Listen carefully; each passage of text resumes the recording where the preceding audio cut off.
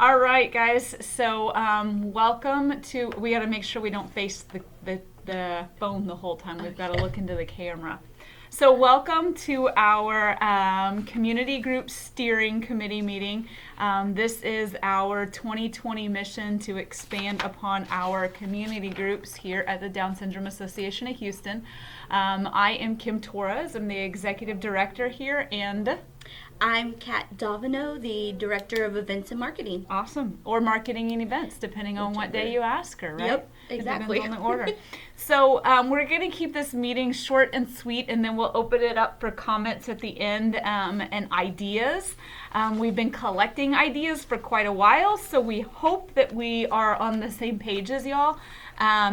But we'll just start with a general overview. So the purpose of the community groups, or the DSAH community groups, provide access to DSAH resources and supports within local communities. What we found over the last year of studying our services is that people don't really want to drive to 290 in Tidwell, where our resource center is.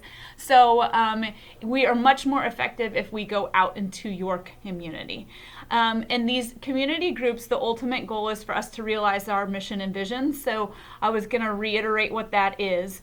The mission of the Down Syndrome Association of Houston is to provide lifelong education, support, and resources to individuals with Down syndrome, their families, and the communities they live within.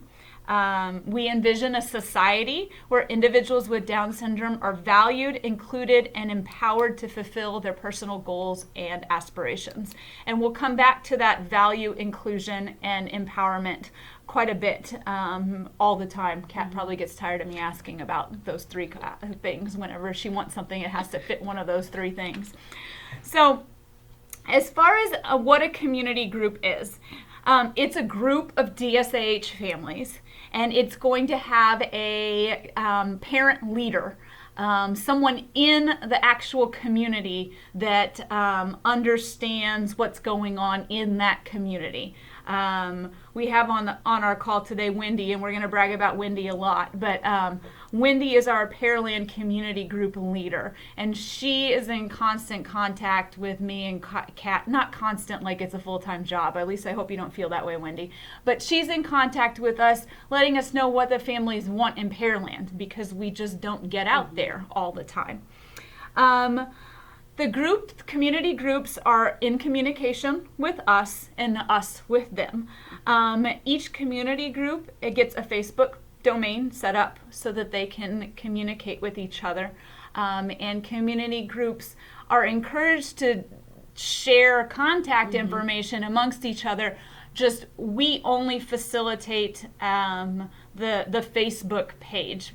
We do not disseminate contact information to anyone without express written consent, as the commercials say. So we just encourage the networking within the group. We would like the groups to have at least 1 to 3 leaders so that you're like sharing the wealth. I know Wendy has some of her right-hand ladies like Chelsea that helps her out all the time, and we're really hoping to facilitate that throughout the community groups. So goals and objectives of community groups. We want you to foster at least one of those 3 values that we have in our vision statement. So we want all of our events to either be value increasing, where the community is going to see the value of people with Down syndrome. So whether that mean you all wear your DSA shirts and you go out in public and you make it so that people see that our individuals with Down syndrome are talented, future taxpayers, and we want to be increasing value, or we want to increase inclusion. So we want to have events that are outward focused, or we'll talk about what reverse inclusion is here in a second, but we want to make sure that the communities, our stakeholders with Down syndrome, are integrated into our community. Or an event needs to be an empowering event. And so this could be where it empowers an adult to step out, or an adult with Down syndrome to step outside of their comfort zone, or this could be empowers a parent of a little one with Down syndrome to navigate the special ed system better. And those are just some examples. But we want to make sure that our events aren't strictly social, that they are actually helping us realize part of our mission. And the reason behind that is because that's how we track our success, and that's how we get more funding from funders. It is very hard to get funding for events that are purely social. Whereas if we can track it back to we're making an improvement in the community, people are much more willing to write very large checks. So what kind of supports and what are the fundamental rules that are going to be behind the Down Syndrome Association community groups?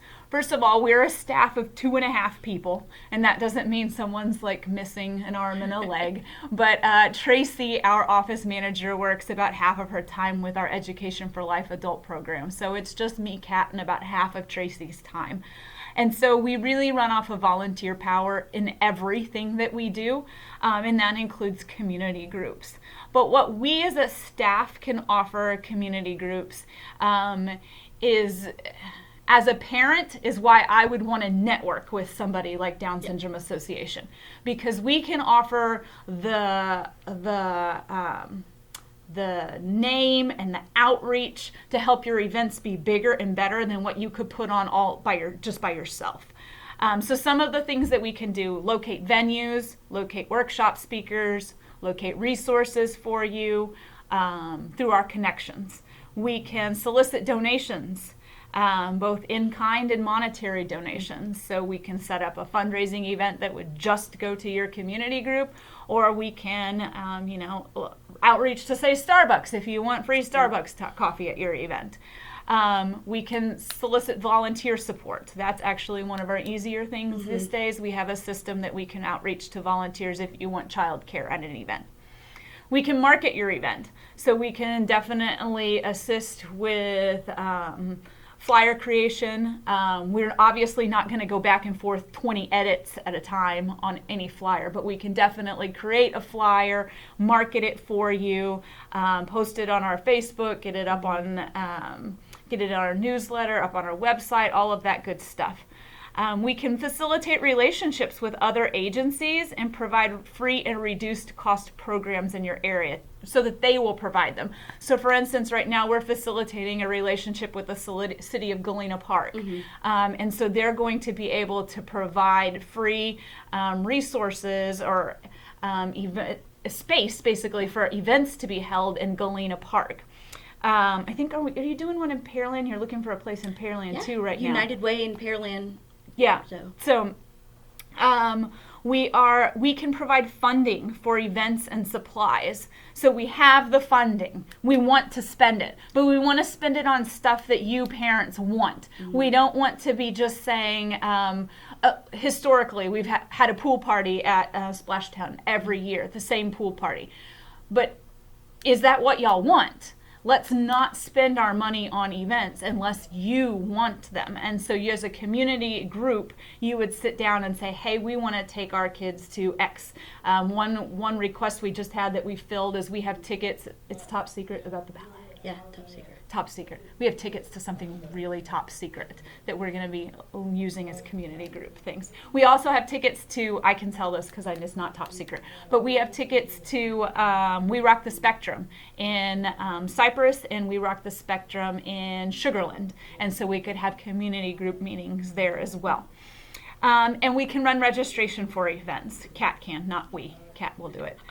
And so those are some of the supports that can be provided to facilitate more than just getting together at each other's houses, even though you can also do that. But that's how we can help make your events bigger and better. There are some fundamental rules, and then I'm going to let Kat go into she's really the brains behind the planning of events, and she's going to talk a lot about her relationship with Wendy because that's going very well in Pearland right now. At least I hope Wendy's going to say that in a second. But fundamental rules of community groups. Your event has to fit in one of our 3 pillars. It has to increase the value of people with Down syndrome. It has to increase inclusion rates for people with Down syndrome, or it has to empower people with Down syndrome or their family. We are not doing strictly social events anymore, in the fact that it doesn't help us realize our mission and vision. Now, we can take a social event and put a component into it. Mm-hmm. So we could have a mini workshop, and then you could have social time afterwards. But we definitely want to make sure that our events are, empowering, increasing value, and creating inclusion. We may have an exception to that maybe once a year for just like a Christmas party or something, is something we can talk about. Registration is going to be required at events, and that's not to say that you can't come. It means you show up and write your name. If you forgot to register, write your name on a sticky note and hand it to the leader, so that we can prove how many people we're serving, and that donating to our cause is worth it, because we are serving all of these great families across the greater Houston area. Communication will be run through our office.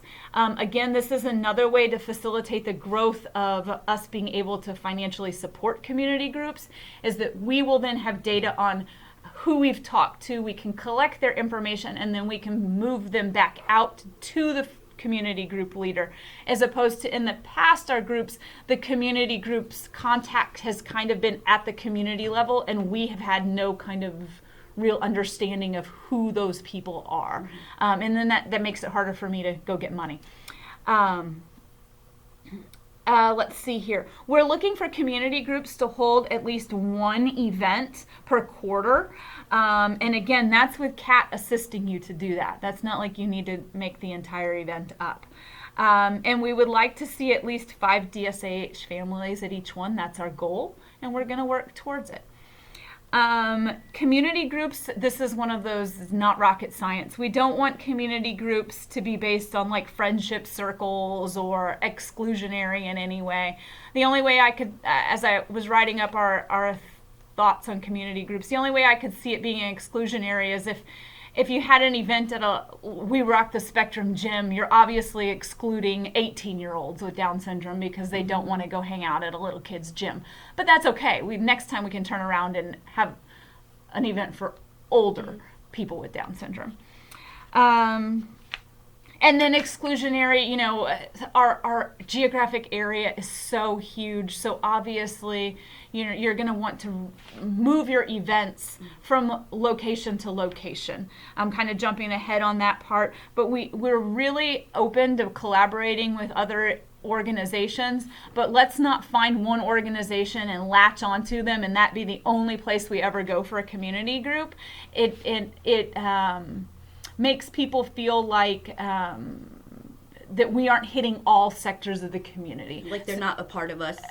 So we definitely want to be moving our events from location to location. We want to be, the exception to that would be like municipal locations. Well, let me say this. Let me step back a second there. I'm not wording that very correctly. We're going to blame it on this headache that I've had for 2 days that Kat's tired of hearing me talk about. Is that we don't want to appear like we're expressing like support of any one organization, because we always are at this same location every single time. And so we want to make sure that we're really facilitating that mission and vision of being an inclusive organization. The exception to that is municipal organizations and facilities, because they're city run. They in and of themselves are non-discriminatory, open to inclusive events, and to be quite honest, a lot of times they will give us their locations for free. Mm-hmm. So, and the last thing we're looking for is we're definitely looking for community groups to be inclusive and reverse inclusive. And what that means is feel free. You're encouraged to go out in the public. Mm-hmm. You're encouraged to. Let's have these events, even if we have to spend a little extra money because we know non-DSAH families may show up. Let's do it. That's the point of our organization. Reverse inclusion is the opposite, is where you bring them into your group. And so our trial with this was our Pictures with Santa here at the Resource Center. We invited the local elementary school students to come to us. Not many of them did, but we did have one family that stands out that they, I think we changed their lives forever on their vision of what a person with Down syndrome can do because they chose to come to us for their picture with Santa. And so we're looking to facilitate that type of change within the community through our events. Okay, now that I talked a lot really fast, Kat, tell them about the fun stuff, like the ideas of what we can do for them. Okay, so this is where I'm going to use Wendy as an example. The other day she sent me an email with 5 or 6 different ideas of what they want to do. Not, Kat, what do you want us to do? It was, oh, we want to go to Chick-fil-A, we want to do a fundraiser, we need a coffee and confidence, we need this and that. And that helps me because I can then work with you to find what's going to be best for your group. Wendy, for this IEP class they have coming up, has been a great help helping me find locations out there that we can try to have our events because I don't live out there. I have no idea what's around there. So it's a great help. And I'm going to interrupt you.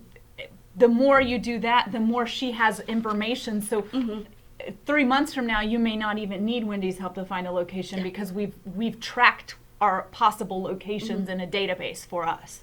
So yeah. Sorry. And then, no, they're great about doing a variety of events. She's got a workshop. In the possible future, we're going to try to get them tickets to a movie theater so they can kind of go just have fun. And inclusion. With inclusion. Not just fun. Not just fun, with inclusion. A way of bringing in outside people. They do this event at, Wendy, I'm not going to remember the name of this place at all, but it's like a park.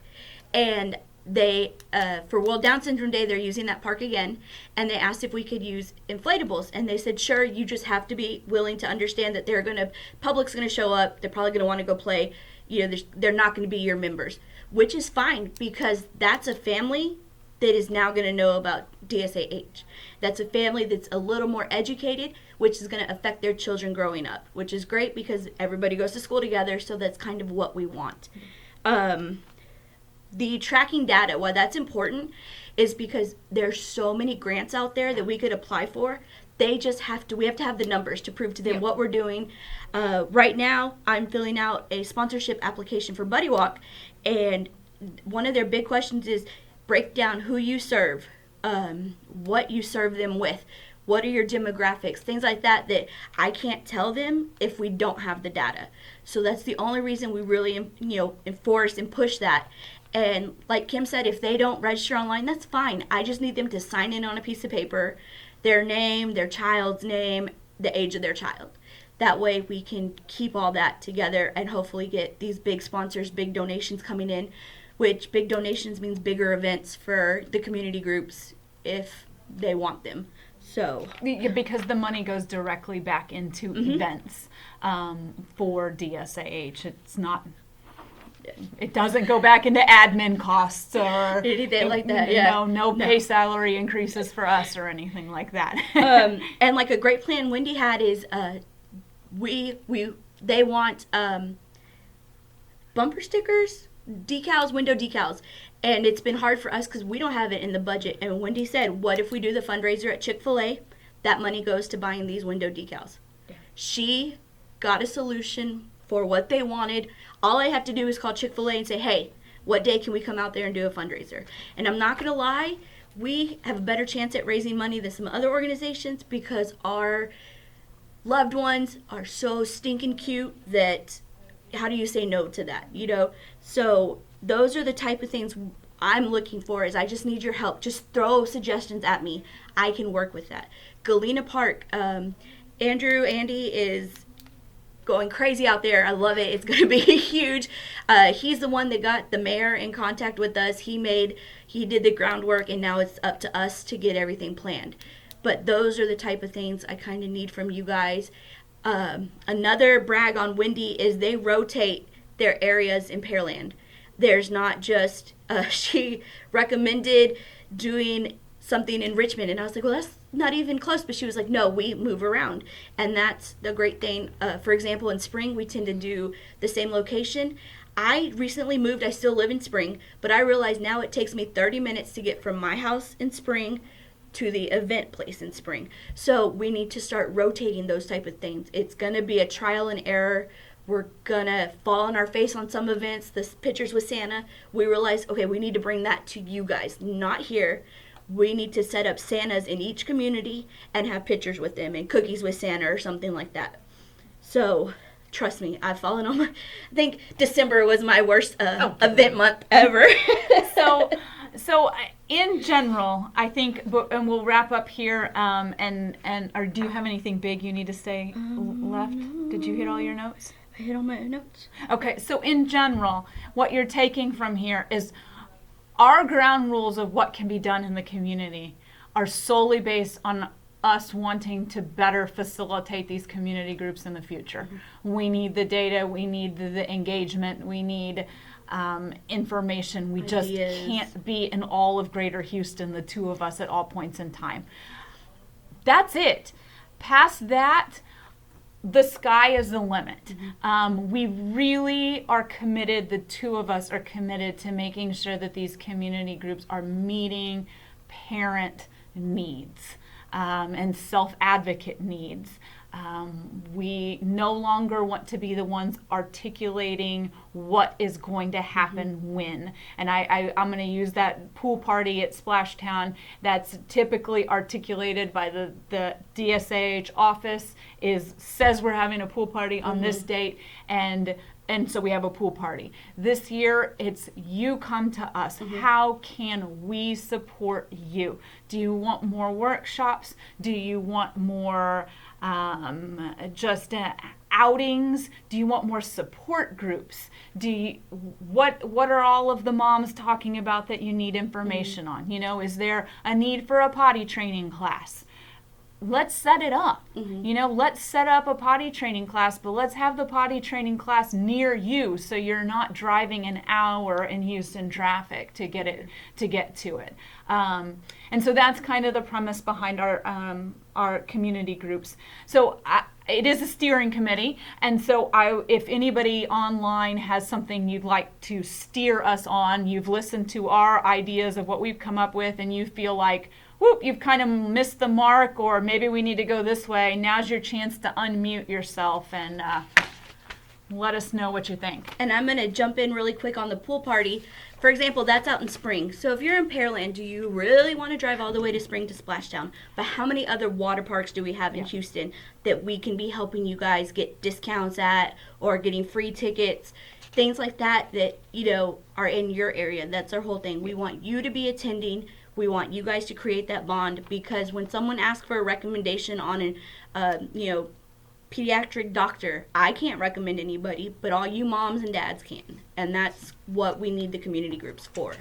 All right, so what do you think? Anybody brave enough? Or we kill it so well that nobody wants to talk? Maybe we unmute them. All participants are unmuted. You're unmuted, so if your kids are yelling now, you're unmuted. Anybody have anything to add? What do you think? Wendy, you want to start? I think that kid yelling thing was straight for me. I'm pretty sure. And the one with the wild one.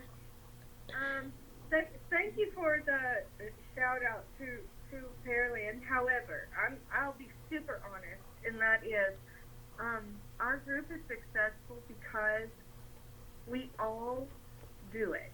Okay. Someone will say, "Oh, you should ask Wendy's permission because she's the group leader." Well, and my response immediately to them is, "Listen, this isn't my group. This is our group, because I started it because I need you." Yeah. Because I had no clue what I was doing, and I got lucky. This group was once in place, and it disbanded, and I just said, "Pretty please, will someone not get mad at me if I start this again?" And they were like, "No, please do." And now what we're seeing is those old members are starting to dwindle back in. We went from about 5 members last year about this time, and now we're up to a little over 50. And so it's exciting, and it's fun, and I love when I go to places like Disneyland. When I had my girls there this past Sunday, and I saw 4 different individuals with Down syndrome working at Disneyland. And one of them actually came up and asked me if my little girl had Down syndrome. And I said, yeah, she does. And he was like, that's so nice. And I said, yeah, you're really doing a good job. And he was like, thanks. I said, maybe she'll work here one day. He's like, yeah, I'll train her. I'll for you to train her. And so, you know, it makes me happy when I go to places and I see that they have employed people with disabilities and specifically Down syndrome. Those are places I tend to frequent more, just simply because of that. And those are the people that we tend to make sure they know. That's why we're coming there. Oh, we're going to have our meeting here at this restaurant because we noticed this. Yes. You know, and let them see, like, we're looking and we're watching, and we do see you. We're excited to do the IEP workshop. People are excited about that. It's actually that United Way is actually in Webster, because our group is anywhere from Pasadena to League City to Wendy's group is the catch-all group. We'll just call you South. I mean, all the way to Angleton, back to Fairley. So I mean, so that's a lot why we try to jump around, because you know, we don't want the same people driving long distances every time. You know, we want all of us to have to, you know, do our due diligence, I guess. And to that point though, and I'm sure y'all have traffic down in the South group. I'm not saying you don't, but it's still important to move around, even if you're in like the Memorial or Inner Loop community group, because while you may be geographically closer, you're still having that struggle of that hour drive is keeping people from engaging, and we want to make sure that we're hitting all of the people we serve, not just, you know, the ones that can drive. So yeah, we love that you do that. What else, Wendy? Anything you think that we've said that you feel like we need to amend or add to? No, I think it's all really good ideas. I would encourage everyone to use, and so to speak, Kathleen. Yes. She really has a magic wand that she waves, and she's able to do things that we can't. Sometimes, you know, we do go out and we will kind of set up our meetings in I try to have our meetings in very public places, not our homes. As a result, we had our meeting at the library a lot. They now have a Down syndrome employee at our library. Awesome. Oh, that's great. And they came to me and said, we realized we needed to do that. Yes. Yeah, we realized it too, but thanks. Yeah. You know, but our last one was at a restaurant, and people, you know, we had 2 different people come up and say, what are you guys meeting about? Oh, well, let us know. Or like, oh, your babies are so sweet and cute, and we're like, yeah, thanks. And we, you know, in our heads, we're like, yeah, we know. But, and what's cool is our group started with all mostly little bitties. I know mine was less than 1 when we started. Now we're getting some up into school age, which is why I was begging Kim for the IEP meeting, because we do that in February. We start touring school for pre-K for Lily. But it's been interesting. Even just trying, like, I'm now trying to reach out to different private schools and bring them into our meetings, because when I was trying to get Lily into a Mother's Day Out program, I actually got told no twice, that they weren't qualified to deal with kids like her. And that was the first time I actually felt my claws come out and get ready to kill somebody, because I was so frustrated. But now we're starting to see things, their eyes become a little wider when they realize our kids are no different than yours. And so that's what our group, they say all the time, we just want them to realize our kids, like my 2-year-old is the same wild little crazy girl that my little girl that is now 9 when she was 2. She's just as wild and crazy as her. Believe me, we needed a leash at Disneyland. There was no gold in her back. And so she might just be a little tougher, actually. Yeah. But, you know, that's it. And I reach out to social workers workers at the hospital, great. especially the ones I know we frequent, Texas Children's Memorial, Herman, And UTMB. I'm going to interrupt you for a second, Wendy. I'm sorry.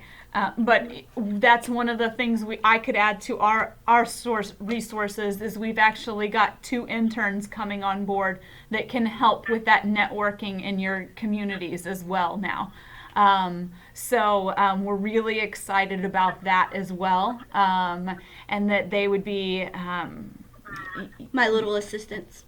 yeah, no, just great networking for y'all. So, yeah. Does anybody else have any questions or comments on community groups before we wrap up? I don't want to keep anybody too long. Okay. So I told Kat we'd keep it right at 30 minutes. Oh, and there is the NDSS work program. She's pointing to me that I need to mention. We can work on getting the NDSS work program out into your area as well to employ adults with Down syndrome within your community. So that's another option we can do.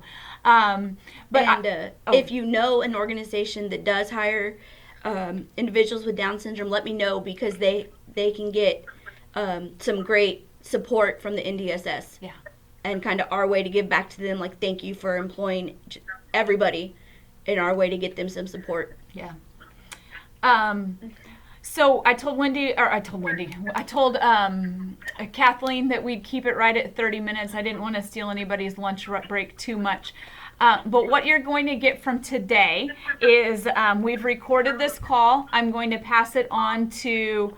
All participants are muted, and they can unmute themselves. I'm going to pass it on to everybody that signed up to be on our steering committee, give them a few days to kind of listen through what we've talked about. And then Kat's going to be reaching out to each of y'all individually and seeing what is it that you're looking for in your area. What is your commitment level? Maybe it's an hour, every 3 months, but that's still an hour we could use your skills in reaching the community for. So Kat will be reaching out to y'all. The goal is to have each community have some sort of World Down Syndrome Day type of event. So I'm talking March 21st.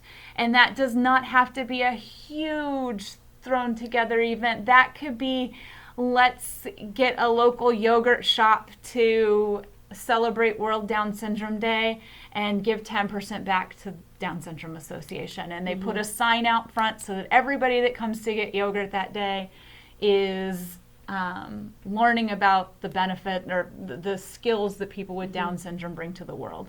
It could be something very, very, a park, going to the park. It can be very simple, but the goal is, instead of having one giant World Down Syndrome Day that folks in Pearland and other places don't want to drive to, that we would have multiple ones throughout the community.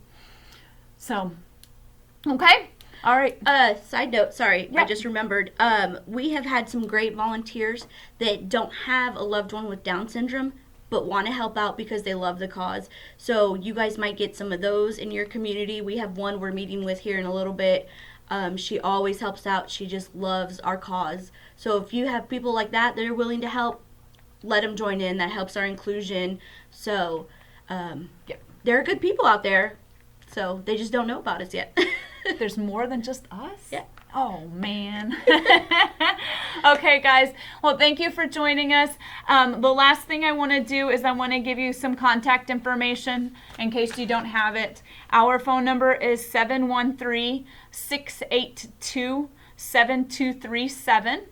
And then I'm going to give you our events email address. And if you listen in today and you get off the phone and you have all these things you wanted to say, but you didn't want to say it on a conference call, send them to us. We are here to support you. So our events email is, are you ready for it? It's very complicated. Super hard. It's events with an S, events@dsah.org. So start sending your ideas in, and let's get these community groups up and running. We're super excited. Awesome. All right, guys, if you're on live, on the phone, see you later. If you're watching via video, Hope your day is going great. Bye.